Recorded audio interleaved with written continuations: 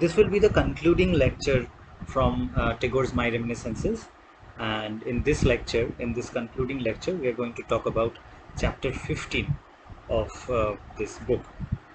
And this chapter is titled At the Himalayas, and in continuation with chapter 4, this chapter talks about several incidents where Tagore's father is a central character, right?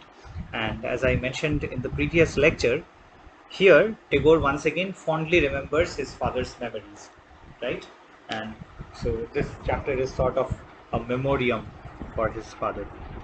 So let's go ahead and see what are the incidents that he narrates.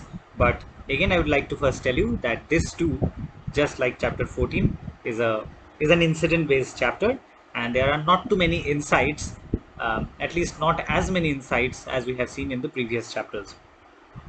So Tagore says, in the context of going towards the Himalayas with his father, if you remember, that is something he was looking forward to, and he has set off on a journey with his father to go to the Himalayas, right? His father had asked him if he wanted to go along, and he had obviously accepted it, right? And so it is in this context that many of the events of this chapter takes place. He says, my eyes had no rest the livelong day. So great was my fear lest anything should escape them. Right?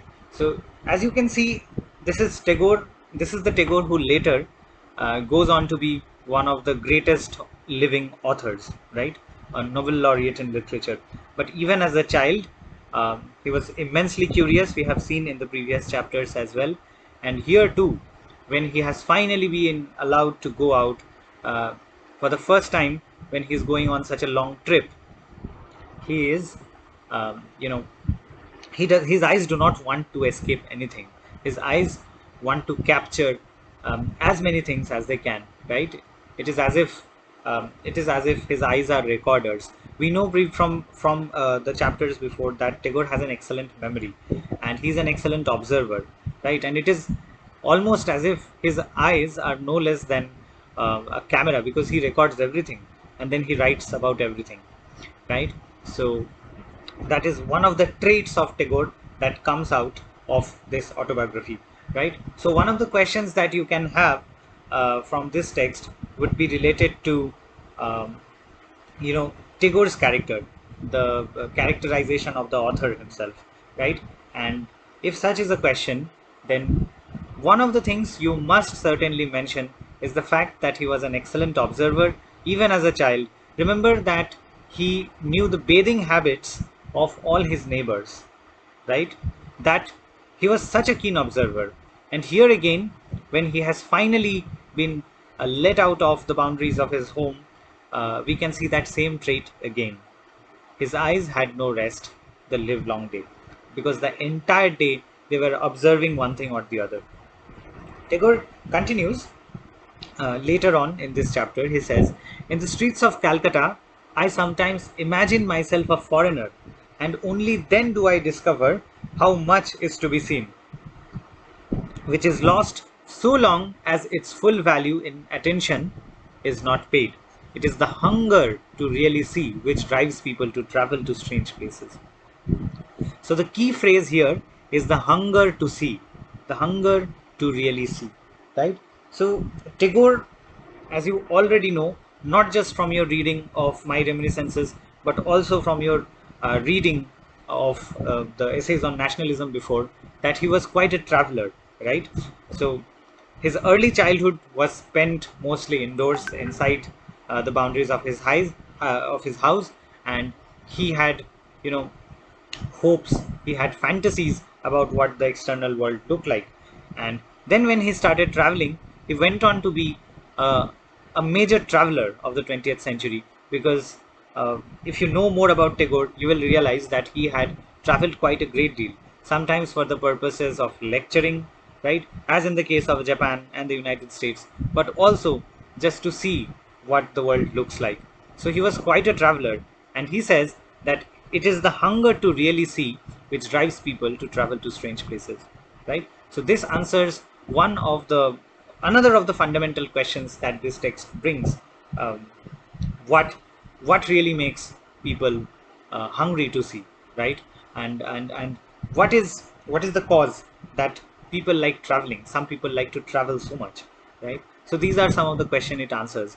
And one of the important things that happens in this excerpt is when Tagore tells us that in Calcutta, the city where he grew up in, there too, he tried to imagine himself as a foreigner because it helped him to pay attention to all of the things around him that he otherwise would not have paid attention to, right? So this happens very often. If you live in a locality, right, there are some people who will know everything in that locality, right? But that is only a small majority. I mean, small minority, right? But what I'm trying to tell you here is that a lot of the people will not know, every nook and corner of their locality, even if even if they have lived in the same locality for 30, 40 years, right? So Tagore says that it helps to imagine oneself as a foreigner in one's own locality, and that allows one to discover, a lot of things that previously went unnoticed.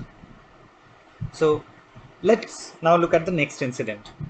My father left his little cash box in my charge. He had no reason to imagine that I was the fittest custodian of the considerable sums he kept in it for use on the way. So I can only suppose he wanted to train me to the responsibility.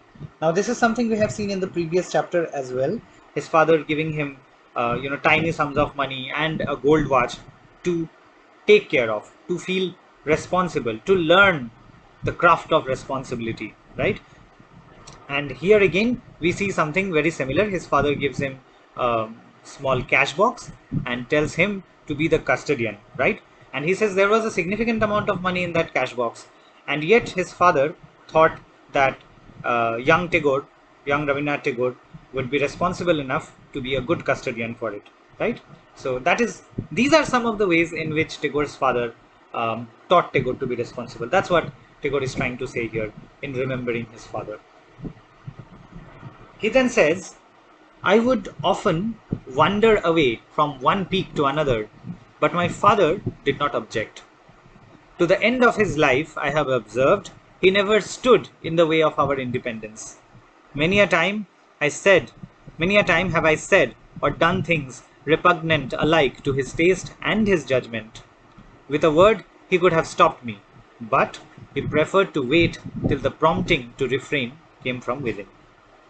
So once again, fondly remembering his father, Tagore recalls how his father never stood in the way of his independence, his or his siblings' independence. And whenever they made a mistake, his father could have easily, stopped them, right? Stopped him, to be more precise, because he's talking from the point of view of his own experience.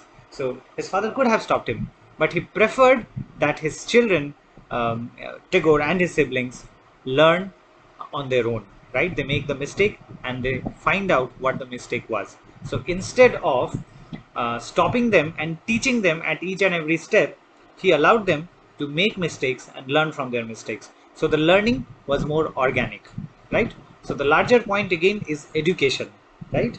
And the common thread that ties most of the chapters of my reminiscences, at least from part 1 to part 3, the three parts that you have in your syllabus, is the theme of education, the underlying theme or thread of education. Most of the chapters are either a critique of education or what education ought to be, and in these final chapters 13, 14 and 15, while narrating incidents where Tagore's father was a central character, again and again notice that the point being made by giving those examples of his father's activities, Tagore is making the larger point of education, how to educate a child, how to not educate a person, right? What are some things that are not required to be done when a child is being taught responsibility? So these are some of the important, uh, you know, sub themes, as it were, that emerge out of the larger thread that connects all of these chapters. That is education. Next he says, in my early youth, I had conceived a fancy to journey along the Grand Trunk Road right up to Peshawar in a bullock cart. No one else supported the scheme, and doubtless there was much to be urged against it as a practical proposition, right? Because to most of the people, this would sound like a ridiculous idea. From Calcutta to Peshawar, that is several thousand kilometers, and that entire stretch by bullock cart, that is not an idea which will appeal to most of us today, or certainly not today. But even then, it did not, appeal to most of the people because it was seen as a highly impractical proposition, which it probably was. Nonetheless, and that's the point here, when I discoursed, he says, on it to my father, he was sure it was a splendid idea. Traveling by railroad was not worth the name, right? So you see, Tagore's father, the point that emerges out of this incident is that his father was extremely supportive of Tagore's ideas, and even a seemingly impractical one, right? Such as journeying from Calcutta to Peshawar via the Grand Trunk Road on a bullock cart, probably one of the most ridiculous schemes that Tagore came up with. His father supported it nonetheless, right? So again, as you see, this chapter, as well as the previous one, is a sort of tribute to his father's memory. He fondly remembers some of the best memories he had with his father, some of the best things his father taught, and um, again and again we get to know what sort of a person Rabindranath Tagore's father was through reading Tagore's own autobiography. So the last three excerpts, as we end our classes, our lectures on my reminiscences, he says, he narrates yet another experience involving his father. When I had just been appointed secretary of the Adi Brahmo Samaj, I went over to my father at his Park Street residence and informed him that I did not approve of the practice of only Brahmins conducting divine service to the exclusion of other castes. He unhesitatingly gave me permission to correct this if I could.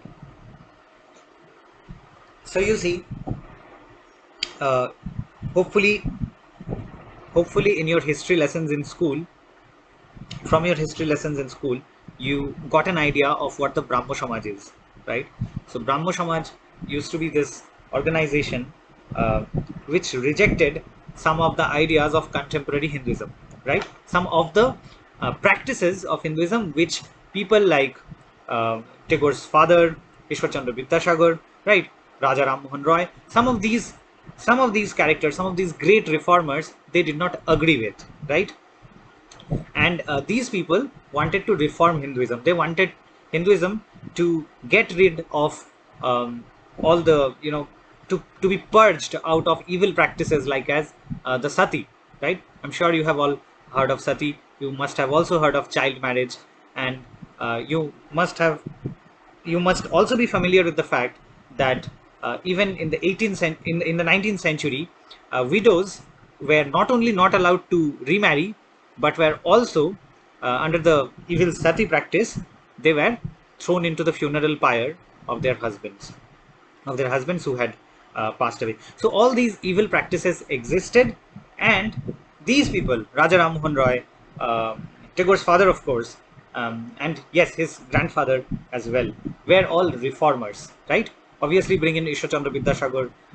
You can also bring in Derozio, right, whom you have also read in semester one. So these were people who wanted to purge Hinduism of these evil or backward practices. And in an attempt to do so, the Brahmo Samaj was founded, right?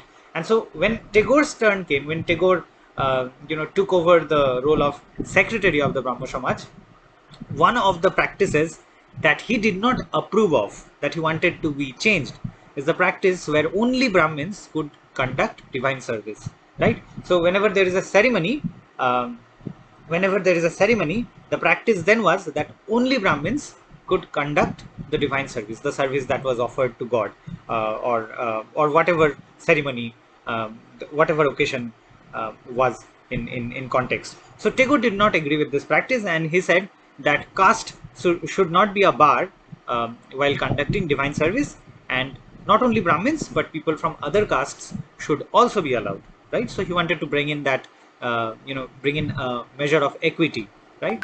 So that other castes are also included and allowed. And so he went to his father and said that this practice is going on, I do not approve of it. And his father, as you can see, again extremely supportive, unhesitatingly gave him permission to correct this if I could, right? So his father always stood up to reform, and not only did he stand up to reform, but he also was fully supportive of his son's, decision to do away with a practice he did not agree with. Let's now look at the next excerpt. As he allowed me to wander about the mountains at my will, so in the quest for truth he left me free to select my path. He was not deterred by the danger of my making mistakes. He was not alarmed at the prospect of my encountering sorrow. He held up a standard, not a disciplinary rod. Very important line here. His father held up a standard, not a disciplinary rod, right? So to break it down, I think it's evident that his father was never a restrictive person. His father was not someone who proscribed, right? I hope you're aware of the difference between prescription and proscription. Well, if not, I will give you a hint and you can find out more about it. When you see a doctor, right, doctor writes you a prescription, but the doctor also tells you what to not do, right? In the prescription, he writes, or she writes, he or she writes, what you must do, what medicines you must have, what food you must have, what exercises you must do, maybe, right? So this is the prescription. But what is the proscription? Proscription is a list of things you should not do, right? So though it is not a standard practice for doctors to write what to not do, but they will often tell you that you should not eat this food, or you should not do this exercise, or you should not have this food at this time of the day, etc., etc. So you see the difference between prescription and proscription, right? So with Tagore's father, his father was never proscriptive.